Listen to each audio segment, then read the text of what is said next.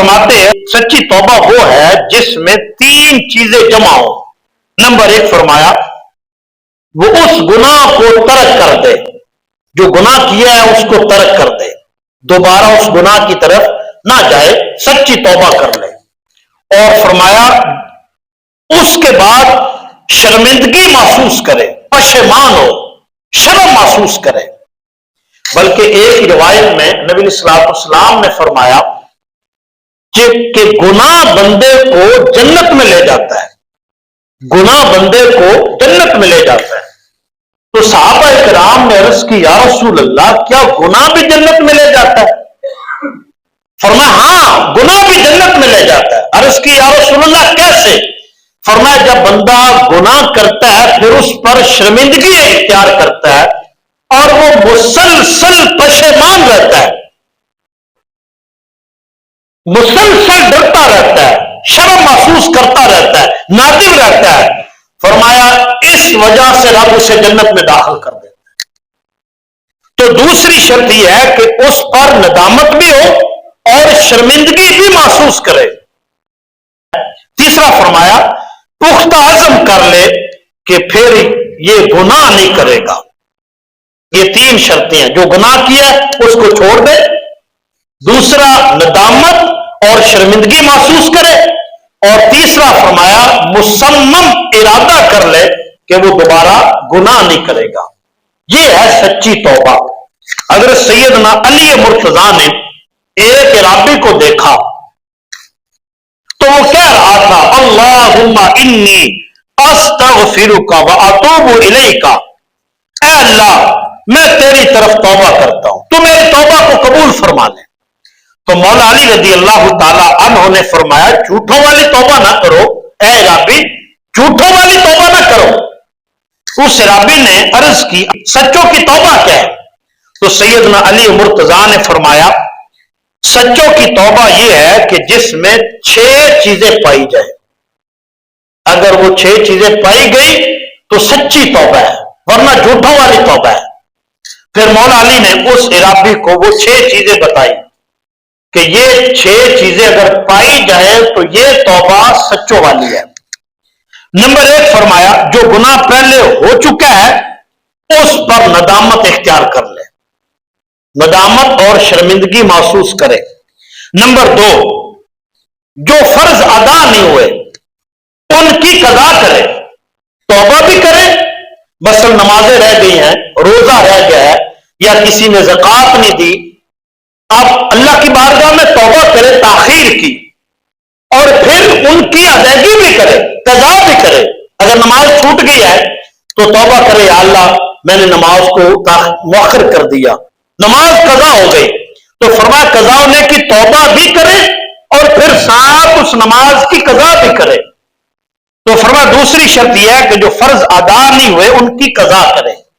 और तीसरा फरमाया कि किसी का अगर हक गस्ब किया है तो उसको लौटा दे, फिर तौबा होगी।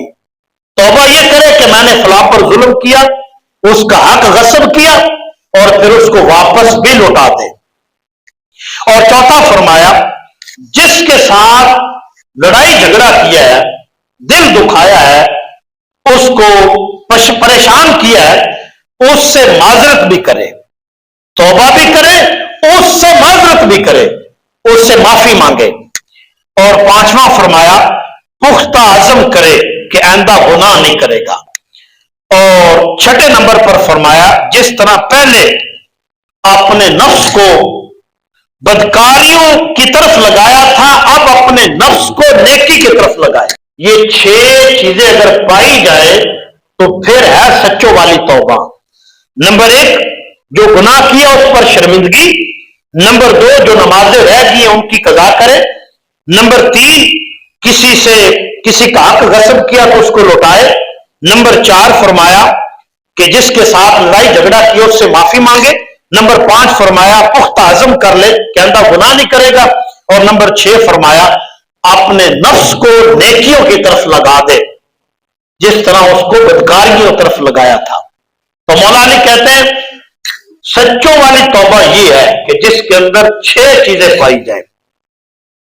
और नबी सल्लल्लाहु अलैहि वसल्लम ने حدیث میں فرمایا التائب حبیب اللہ، کہ توبہ کرنے والا اللہ کا حبیب ہے، والتائب من الذنب کمن لا ذنب لہ، فرمایا گناہ سے توبہ کرنے والا ایسے ہی ہے جیسے اس نے گناہ کیا ہی نہیں۔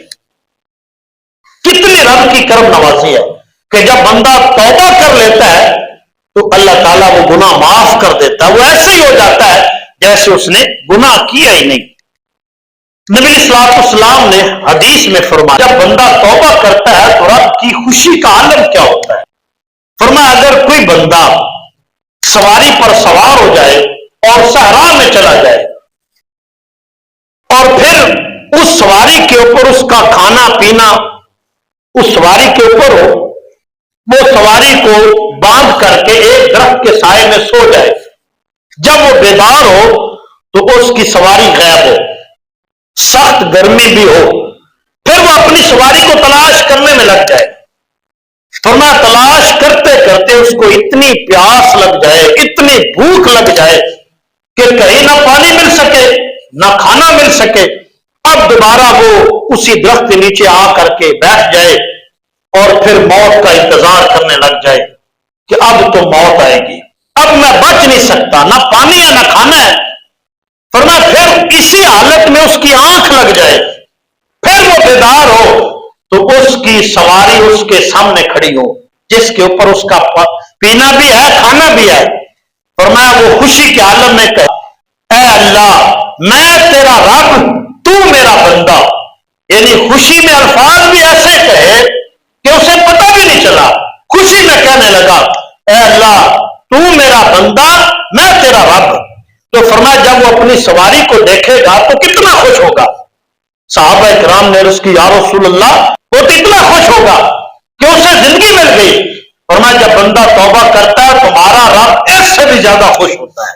نبی صلی اللہ علیہ وسلم نے حدیث میں فرمایا لو عملتم الخطایا حتی تبلغ السماء ثم ندمتم لتاب اللہ علیکم، فرمایا اگر تم اتنے گناہ کر لو کہ تمہارے گناہ آسمانوں تک پہنچ جائیں پھر تم اپنے رب کی بارگاہ میں رجوع کر لو، رب پھر بھی تمہیں معاف کر دے گا۔ بلکہ یہاں تک نبی اسلام نے فرمایا اگر انسان کی روح الگ تک پہنچ جائے، اسی حالت میں جب روح نکلتی ہے تو پاؤں کی طرف سے نکلتی ہے، چلتے چلتے اب حلق تک روح پہنچ جائے، نبی اسلام نے حدیث میں فرمایا اس حالت میں اب وہ زبان کو حرکت دینے پر ہاتھ ہلانے پر تو قادر نہیں ہے، حرکت نہیں کر سکتا۔ فرمایا اسی حالت میں اگر وہ نادم اور شرمندہ ہو جائے رب پھر بھی معاف کر دیتا ہے۔